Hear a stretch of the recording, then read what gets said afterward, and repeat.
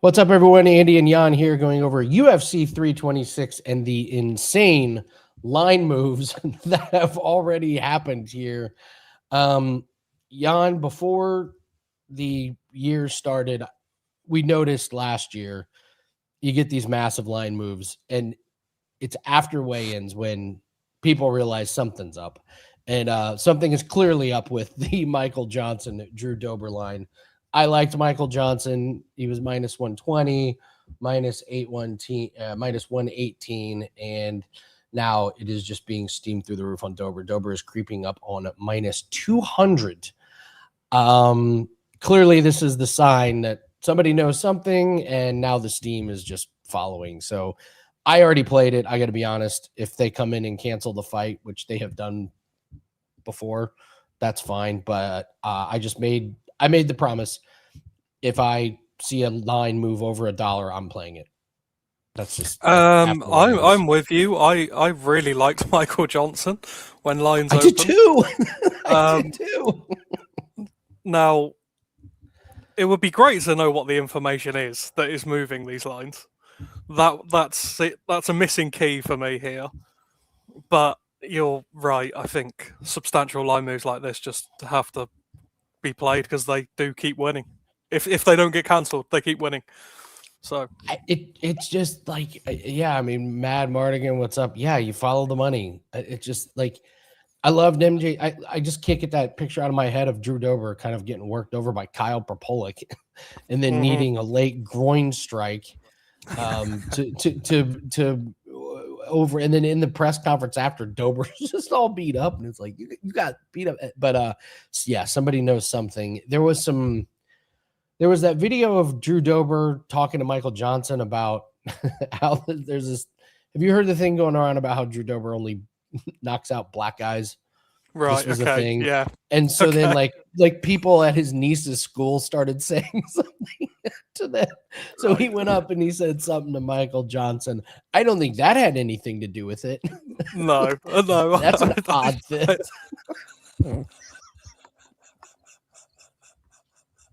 But the show's off to a flyer, lads. I've seen we've seen strange things happen in the UFC. Yeah, so who am I to say? No, but normally this is injury related. Never forget that this happened, and it turned out a guy got hit by a car. He got run over by a car. I think that's it. You have to think that he's fighting hurt. I think that's the easiest logical conclusion to come to. Yeah. So, all right, let's go through some of these. Long Zhao took some money as well. He's all the way up to minus 185. I actually kind of liked Cody Garbrandt in this spot. This isn't an aggressive move to where like somebody's hurt. This is a move where I just think the market really likes Long Zhao, and I think it's probably more of a fade of Cody Garbrandt. I have not bet this, but I will be a very, very interested live watcher of this fight because I don't see it with Long Zhao. I don't. I think Cody can snipe him at range. You always got to worry about Cody's lack of wrestling, but Long Zhao's not a wrestler. And I think the days of Cody getting knocked out by one shot I don't want to say they're over, but it hasn't happened in 4 or 5 years. So I think that narrative is kind of gone. I guess the right guy's favored, but I disagree with this line. That's the other big line move that we're seeing right now. I'm totally with you. I think Zhao should be favorite, but I don't think it's a bettable price. I think Garbrandt has enough about him to make this awkward and potentially win, but he should be outsider, in my opinion. The Kyle Borrallo, Renair de Ritter line, it's just slowly trickling in on de Ritter. De Ritter, Borrallo was minus 300 at the beginning of the week. I said I liked the price on de Ritter. Now he's down to 2-1. I love the over. I love this fight to go the distance. But after seeing de Ritter at weigh-ins, I feel even more confident in my opinion that de Ritter is on a very special vitamin plan. I'm not surprised he's even a touch bigger than Borrallo, and I think the horrible performance from him it was horrible. He quit on the stool, and then it comes out he has norovirus. That's no joke. I just think the market is a little too aggressive, or it was a little too aggressive on Barala, but we are seeing buyback on this one. Do you have any opinion on the side and on this line move? I'm going to rob your saying here. I don't care who wins. Give me fight goes the distance. I think this is priced exactly as it should be right now. I think Baralo wins. I think he should probably be relatively comfortable, but Derrida has weirdness in him. In a lot of his fights, it just gets a bit weird. Yep. Yeah, no way from the side fight goes for me. Main event, just a very, very slight line move on Holloway. He was minus 220 on DraftKings, just a 5-cent move. So really nothing too major. I don't think you and I have talked about the main event here. I don't really have strong opinions on this one. I have found that I've done much better this year on the early card. So I'm sticking to the early card. I kind of want nothing to do with this fight from a betting perspective. Where'd you land on this fight? I'm with you. I will not be putting a cent on this, but lean Holloway. Don't think the price is that great though, so easy pass for me. Looks like a little bit money's coming on Raul Rosas. I just am terrified. We're going to get the Raul Rosas tries to be a striker fight at some. I don't know if it's this one. I don't know if it's the next one, but I don't like him at almost minus 300 in this one. I every time I say I don't trust him, I end up betting on him and he ends up winning. So I don't know if I should just get it out of the way and put a bet on him. But I don't know. What's your take on Rosas and Font? Real live dog here. Real live dog. Depending on how this night goes for me and how many beverages I think, Rob Font he's there for me, honestly. Gregory Rodriguez. Oh, speaking of someone's on the special vitamins plans, holy cow, Bruno Ferreira. Wow. Not even trying to hide it. This is another one where money came in on Ferreira. I don't blame people. When I saw Ferreira, I was like, oh man, he came to play. I don't know. Do you do anything with this fight after seeing Bruno Ferreira in, we'll just say, the best shape of his life? Fight doesn't go as a piece for me. I think they're going to come out swinging. Yeah, Rodriguez. He gets himself into firefights, and especially coming off of this is a revenge fight, I could totally see him getting a little too antsy, too excited. So, money just keeps pouring in on Dante Johnson. Alberto Montez. I loved Montez at the very beginning of the week, and then I started to have cold feet. I have not bet him yet, and I thought Tercios was going to be bigger than him, and he's really not. Like Montez is thicker. Tercios is a little bit taller, but a little bit skinnier. I don't know. I just have a spidey sense that says stay away from Montez, but I probably could be really wrong. Montez, he's coming off a contender series, but this is 2024 contender series. So it's like, you don't really know what he's been doing. Has he been working on his boxing? Because his boxing's not very good. We know his ground game is elite.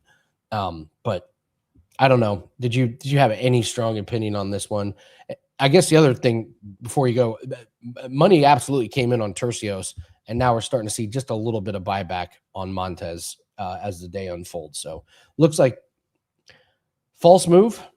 I would deem this line move a false move on Montez. What do you think? So I bet Montez. Okay. It's a fade of Tercios. Like you say, you don't exactly know what you're going to get with Montez, but you certainly know what you're going to get with Ricky. And I don't think that's going to be very good. So yeah, it's Montez defense, for me. Questionable striking. Yeah. He's not been good since he came back. It's probably Montez or bust. Yeah, Matt Mardigan kicking over to Mendemberol, losing to Hernandez. I guess at this 192 mark, I don't think you need to bet him right now. This is a live bet. This is a classic Cody Durden. He's going to come out fast. And if he doesn't get the finish, he's going to get tired. And to Mendemberol, you're going to be able to get it even money. If you can catch the live line, like you have to catch, nice. This is one of DraftKings' new things where they just like completely get rid of the lines while you're looking at them, even though you're not logged in. That's a fun one they've added. Yeah, if he doesn't get the early finish, like Menderal, he's just gonna be sitting there waiting to choke him out. Like this is classic Cody Durden. So to me, you're betting if you want to bet on Durden, you bet on him now. But if you want to bet on Temen Demberall, you just wait until the second round and see what happens. So, but looks like the market says Temen Demberall pre-flop is the pick. I think that's one of the best breakdowns I've ever seen. Like you just nailed point after point after point. Like everything you said was in my head. I lean Niam, but I don't know. I'm not going to play this fight, but I just think Durden's going to fuck it up somehow, like he tends to do. I mean, it's tough to it is tough to be like, oh, bad fight IQ. We'll put that in the handicap, but we've seen Odie Osborne. You can put that in the handicap. Yeah. Randy Brown. You can put that in the handicap. Like there are guys you can put in the handicap. And Cody Durden, bad fight IQ, gets tired in the second round. That you can put that in the handicap. It's okay. He's shown that he does that. So, our buddy Jim is loving Sumaderje and how much taller and longer he is against Jesus Aguilar. I am kind of going head to head. I just don't want to bet against Jesus Aguilar. And like you're giving me 2-1 on a guy that just doesn't quit, has a wicked gilly. I don't know. I get the length and I get the. This guy went to split against Mitch Raposo. I'm not laying minus 225 on him. That being said, I have not bet it. So what do you think on this fight? Yeah, I had to double take when I saw this price. I couldn't believe that plus 200 was available. I could not believe it. I'm probably going to sprinkle this very soon. I was a touch worried about Tobias. I believe they were pronouncing him Tobias against DR. I was a little worried. Tobias is young. He's coming off a Contender Series. The guy in Contender Series he fought was awful, but he's a very experienced 22-year-old. This guy has been in a lot of fights. I think he's 14-1. He plods forward a little bit. He's not super fast. I think that'll actually I think as he grows, gets to that 24, 25-year-old, you're going to see him kind of get a little bit better with that. But man, he's fighting a guy with horrific ground game. The guy's been submitted twice, and Tobias he's got submissions on his record when he was younger than this. So I was a little bit worried about Tobias, and then I saw him at face-offs, and I was like, stop being worried. It's DR. He's really terrible. So Tobias is the pick, and I wouldn't be surprised if Tobias gets him out of there. What's submission? What's the submission prop here? I mean, the books are telling you a lot. It's only plus 165. Like minus 180 is his money line, and plus 165 is the submission. That just screams finish. And if we're looking at overall by finish, Tobias at minus 115, you can get him by KO or submission. So I've flip-flopped, but after face-offs, I was like, what are you doing? It's Tobias in this one. So yeah, any DR 100%. love? No, definitely not. I don't see how you can bet him, and I certainly don't see how you can bet him at this price. I think it's Tobias and unders all day. And finally, Luke Fernandez will always have a special place in my heart. He fought the worst Contender Series person we've ever seen on Contender Series. Moving forward, it doesn't matter what Luke Fernandez does. He will forever have a place in my heart. That being said, I'm all over him tonight. I love him against Rodolfo Bellato. I don't trust Bellato. He has one decent win. No, he's got one win. Because the Paul Craig ended up being he got knocked out by Paul Craig on an upkick. I mean, that doesn't scream not good durability. I don't know what does. So Luke Fernandez, you say prospect, but the guy is 30 years old. His record says 6-0, but he's never lost a grappling match. That doesn't show up on his record. He's had plenty of amateur fights, and this guy grew up a wrestler. He has been around, combat sports his entire life. Love Luke Fernandez. I think he's got a pretty bright future. I think we're going to hear from this guy for the next 4 or 5 years in UFC. So I'm on the Luke Fernandez train until further notice. Yeah, I'm totally with you. Like, Luke Fernandez has a future in the UFC. Bellato is bad. like really, really bad. I think this is probably the best piece on the board, actually. Fernandez It's a pretty fair price, isn't it? Yeah, I'm surprised it's as big as it is with the mad line movements we've got going on tonight, to be honest. Luke by submission. So my general rule, if I am betting a finish prop, I am only going to take inside the distance. If I'm betting my own money, if I'm putting out, a bet slip, it's going to be inside the distance. I don't like picking just submission or picking just KO. If you want to do like a long shot parlay that you want to sprinkle, that's fine. But when it gets down to my actual bankroll and my own money, I'm just taking inside the distance. Never forget, Carlos Olberg has a submission win on his with one, like I think with like 1 second Great left point. It's a on really the great clock. point. He clobbered a guy who went down and he grabbed his neck. So if you played inside the distance, you got paid. If you played KO, you didn't get paid. Now those are few and far between. But how many times have we seen a submission guy get a ground and pound, or a striker knock the guy down and jump on his neck? So, I just highly recommend pay the extra juice and just take inside the distance. That way you got yourself covered. Yeah, I think this is really good advice. Really good long-term betting advice. Just pay the little bit of juice, long-term results, percentage. It's so much worth doing. So worth it. Yeah. So a lot of good things going on over at Wager Talk. We have a 5% best bet that is up. That goes off here in a little bit. We lost one fight on UFC, so looks like we'll get a little bit of a late start to the card. But myself and Jan, we will be on the Winning in the Shadows YouTube channel. I'm going to put the link right now in the in the live chat.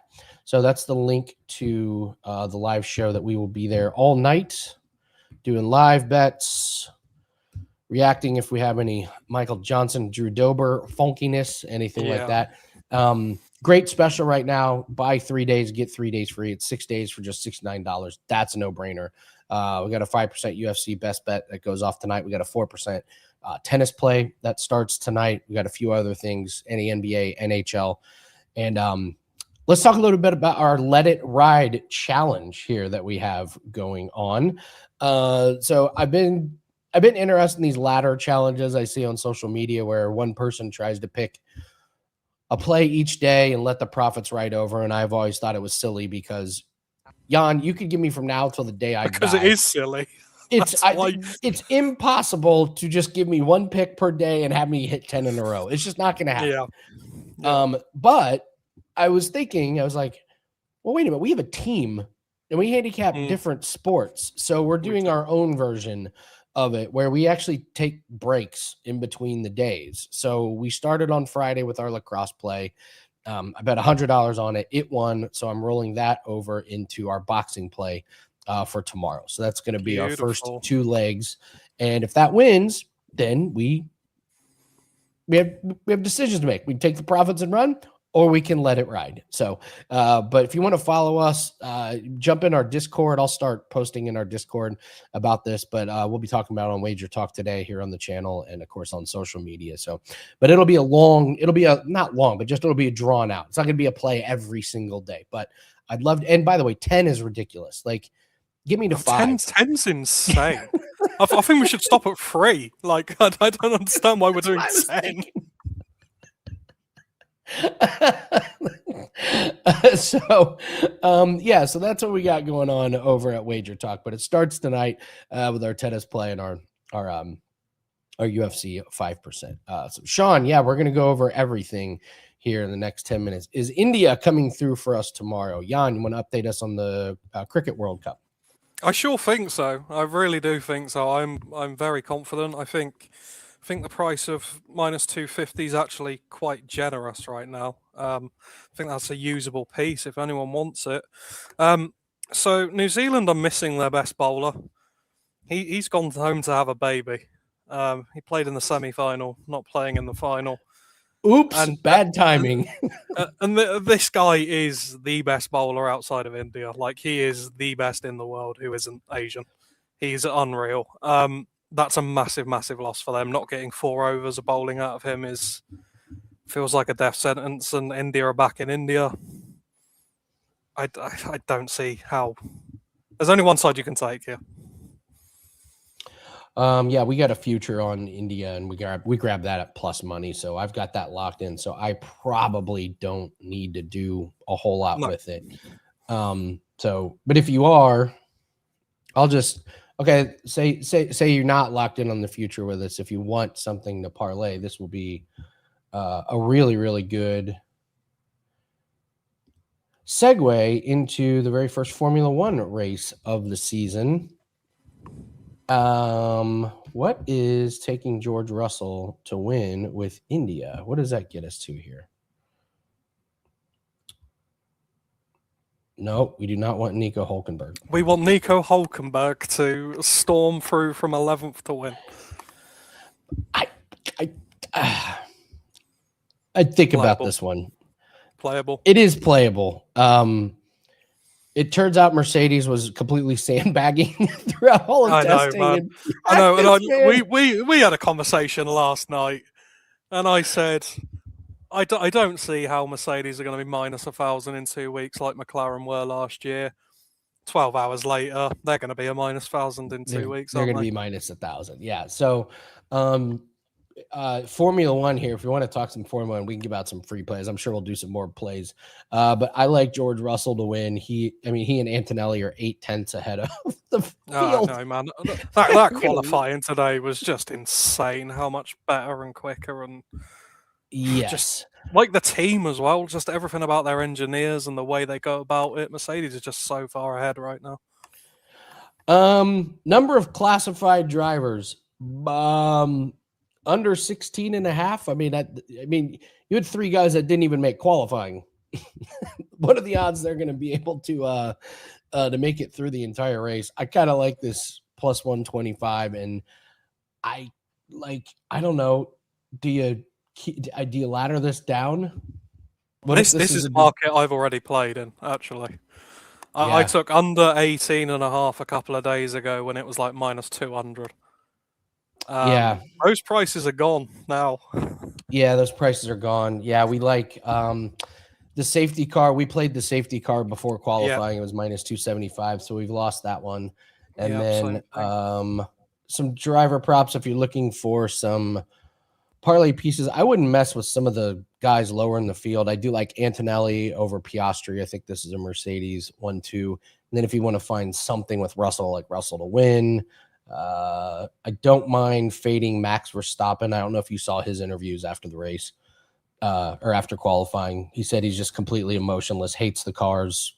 They all hate the cars. But Max starting in the back of the field is just going to be it's going to be coming through, but not with a lot of vengeance. And I think it's going to be damn near impossible to pass those guys. So, Roy, we did a lot of UFC. We did every single fight, buddy. So we got your UFC covered to start the show. So, my old friend Roy there. So, I think that's about it. So if you guys, those are some parlay pieces you can look at. We had NASCAR qualifying, but I wouldn't be parlaying this NASCAR race anytime soon. So, that is going to do it for us. We're going to jump over on the live show on the Winning in the Shadows YouTube channel.